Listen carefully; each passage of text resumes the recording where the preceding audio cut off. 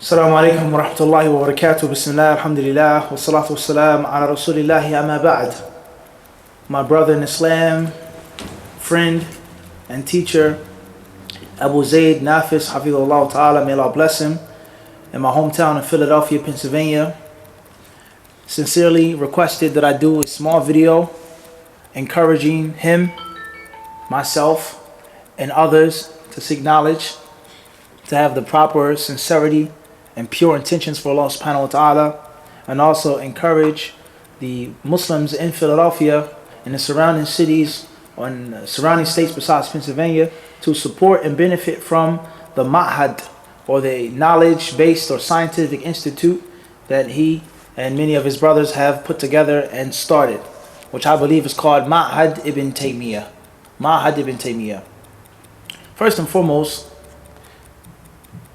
the concept of seeking knowledge, why you should seek knowledge, what should you do when you seek knowledge, what shouldn't you do, the intentions, ikhlas, the adab, let alone just the sheer virtue, excellence, and superiority of seeking ilm is something that all praises for Allah we've spoken on in many lessons and videos. Walillahi alhamd. In Philadelphia, in Minneapolis, Minnesota, in Tennessee, in South Carolina, in Medina, in Mecca, in Turkey, many different places, cities, towns that we've been to, we've done videos on this. Seeking ilm, the excellence of seeking ilm, the superiority of seeking ilm in general, let alone the knowledge of the sunnah. So for our brother to try to put together a ma'had, an institute, regardless of the details, what type of institute, how and what classes, who's going to be teaching, what subjects, is he qualified, is he not qualified, regardless of all of those specifics, just the idea of putting together something to teach, to spread ilm in 2015 is a means of tawfiq. It's a means of success from Allah, and it's something that we have the permissible jealousy for. نَغْتَبِطُهُ. We feel jealous that Allah subhanahu wa ta'ala has allowed him to have that vision, have that inspiration, and have that aspiration. That's first and foremost. And as I said before, regardless of the specifics of it, okay? Because there's always going to be naysayers. There's always going to be doubters and non-believers. There's always going to be people who say, don't do the ma'had, you're not qualified, or this or that, or why, and kaif, and limadha, and who, and so on and so forth.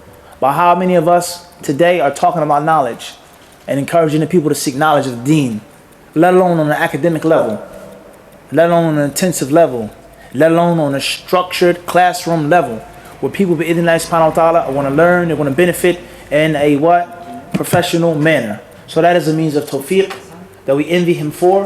We ask Allah subhanahu wa ta'ala to increase him in guidance, increase him in tawfiq, and allow his beneficial knowledge and righteous action to be a means of his soul being delivered in this life and in hereafter, and also the delivery of many other souls in this life and hereafter.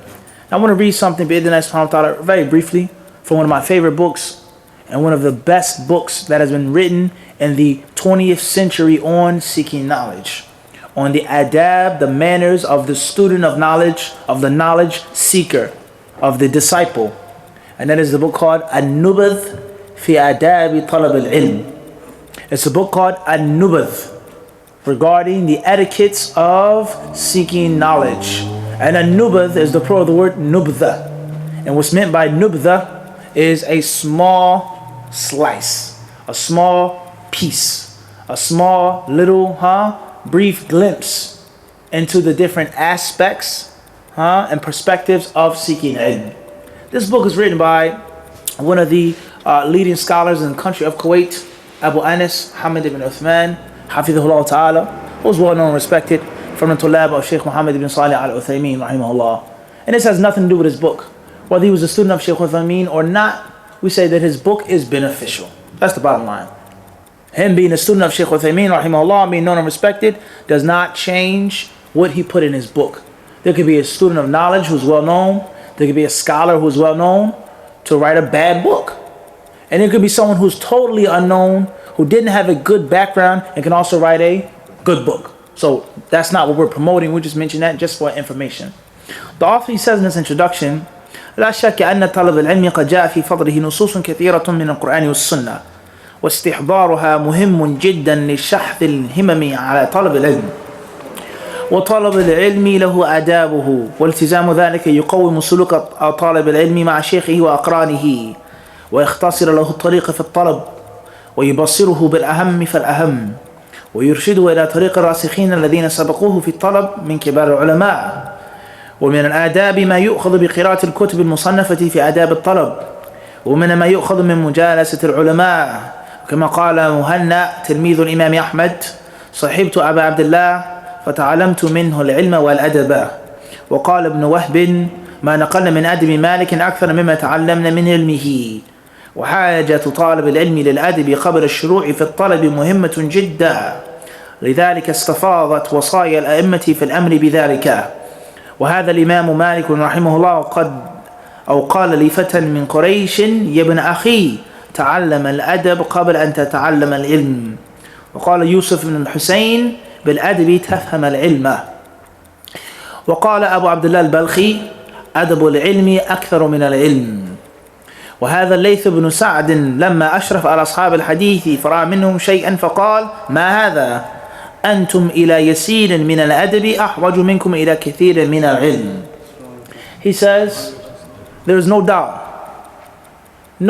whatsoever that there are abundant, countless verses and hadiths, texts from the Quran and the Sunnah that speak on the superiority, the excellence, and the virtue of seeking knowledge. And it is very important for the student of knowledge to constantly keep this on his or her mind. And that is for further encouragement and to keep, as we say, your engine moving forward. You need inspiration. You need to be reminded. You constantly need to hear these things because stuff happens to you in your life. There's life, there's death. You pay bills, you work, you go out in the dunya, you hear music, you see women, men, people are uncovered. There are billboards, there are distractions, sins, disobedience, things that you do on a daily basis, that take away from your focus and from your energy. So to constantly be in a state of reminding yourself, reading these books, studying these things, hearing those ayats, hearing those hadiths, is something that you need to keep you up, moving forward. Seeking knowledge he says it has adab, there are manners to seeking knowledge. And whenever the student sticks and abides to those manners, with his scholar, his teacher, his master, with his pupils and his colleagues, his friends, his contemporaries, he says it will keep his behavior in bounds. It will keep him in check. It will allow him to be upon the straight path. That's the first benefit, or actually the second. The third benefit is that it will shorten the road for the student of knowledge. When you don't study properly, you don't know the proper adab, you don't stick to the proper adab, you may take longer. And you don't have to take that long. What someone has to accomplish in 5 years, I can do in 1 year if I do it the right way. And any other time span that you can think of. And it also allows him to see what is most important. In other words, studying these books, it allows you to prioritize. The Quran comes first. Arabic comes before this. Knowledge of the basics of Tawheed comes before that. Knowledge of the basis of purification comes before hakadha. It allows the student of knowledge to do what? Prioritize. And it allows, no doubt, most of the people, 9 out of 10, I would say, in this current day, who claim to have knowledge and seek knowledge and teach knowledge, most of them have their priorities are, as we say, jammed up. They're messed up. The stuff they teach, the stuff that they don't teach, the things that they force the people to learn and accept, and the things that they neglect and abandon, the priorities are jammed up. And this is one of the reasons why. And last but not least, it allows him to tread the path of the rasikhin, those people who are firmly grounded in knowledge, those who preceded him, those who came before him from the senior ulama. Some of these adab can be taken from reading books, specific books on seeking knowledge. And some adab are taken from sitting with the people of knowledge directly. As Muhanna, the student of Imam Ahmad ibn Hanbal, said, I accompanied Abu Abdullah, yani Ahmad. I was a friend of Ahmad. I traveled with Imam Ahmad and I learned from him both knowledge and adab. I learned the correct way to behave and also learned beneficial information from Imam Ahmad. Abdullah ibn Wahab, rahimahullah, he says the knowledge that we took from Imam Malik, he says, is no less than the adab that we took from Imam Malik. as if they were same, as if they were equal, 50-50, if not more. In other words, from the things that we benefit from Imam Malik was adab, more, if not at least equal, than the knowledge, the information that we took from Imam Malik ibn Anas, rahimahullah. So therefore, the student of knowledge, before he even gets started on that path, he needs to know what to do, how to do it, and what not to do, and when not to do it, etc. And for this reason, there's so many pieces of advice of the ulama of the past with regards to the student of knowledge having the proper adab. Imam Malik rahimahullah, one day he said to a young man from Quraysh, he said, "Oh son of my brother, learn adab before you learn knowledge." Yusuf ibn Hussein said, if you have the proper adab, then you'll properly understand knowledge. Abu Abdullah al-Balkhi rahimahullah, he said, "Adab al-ilmi akthar min al-ilm."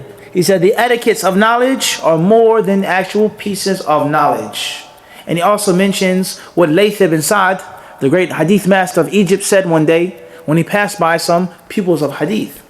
فَرَأَى مِنْهُمْ شَيْئًا. He saw something wrong with them. He saw a few things, something they were doing that wasn't proper, wasn't right. And he said, you guys need a little adab more than you need a lot of ilm. You need a little adab more than a lot of knowledge. And then he goes on to mention the statement of Abu Bakr al-Ajurri rahimahullah ta'ala in his wonderful, splendid book, Akhlaq al-Ulama, Etiquettes of the Learned. And we won't mention this statement right now for lack of time. And it's also a lesson that we did about 3 years ago in Minneapolis, Minnesota. We titled it, Etiquettes of the Learned. This is golden speech. He concludes his introduction by saying, فَهَذِهِ نُبَذٌ فِي آدَابِ تَحَمُّلِ الْعِلْمِ وَأَدَائِهِ وَلُرُبَّمَا فَاتَنِي غَيْرُ مَا ذَكَرْتُ وَاللَّهُ الْهَادِي إِلَى سَوَاءِ السَّبِيلِ.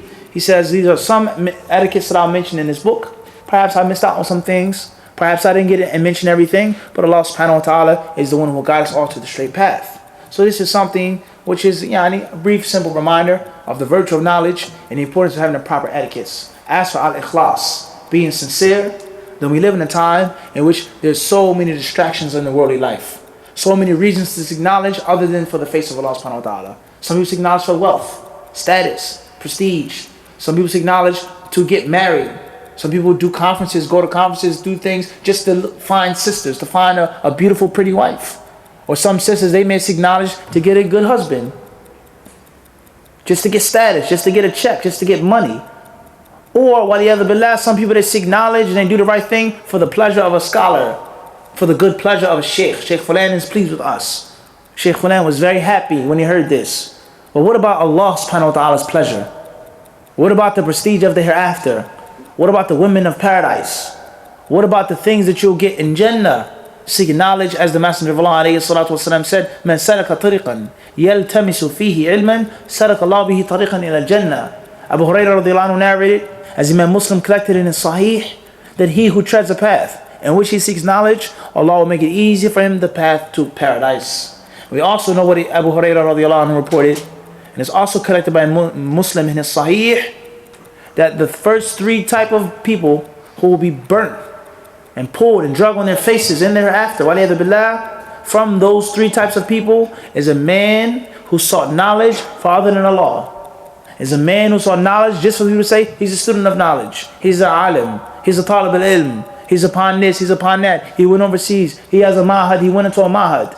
And Allah subhanahu wa ta'ala will ask that man after he told him about his favors and bounties, and he will lie to Allah. Look at the man, he'll lie to Allah in thereafter. He's seeing everything, his resurrection, yet and still he's going to lie. And this is why Allah subhanahu wa ta'ala, he says, قُتِلَ الْإِنسَانُ مَا أَكْفَرَهُ. He says, cursed is man, how ungrateful he is. The nerve that you have to lie in front of Allah on Yawm al-Qiyamah. In the dunya, one thing. But Yawm al-Qiyamah, Allah resurrected you. Don't you know for sure that it's over? It's no more lying. It's no more getting and wiggling your way out of it. And man is still going to lie. So my advice to myself, to my brothers, to everyone is to fear Allah subhanahu wa ta'ala open in public and in private. To be mindful and conscious of Allah. And to be sincere in your search of knowledge. There's a long list of things that we can give as points of advice for the ma'had, for the students, for the teachers, what they can, what they cannot do, what should be done, what shouldn't be done. Bi-idhnillah subhanahu wa ta'ala, this is more than sufficient. I ask Allah the Mighty and Majestic to bless our brother Abu Zayd and his brethren, those who cooperate with him behind the scenes, as we say, behind the shadows. those whose names are not known and not mentioned and not publicized, but they support and fund and do what they have to do.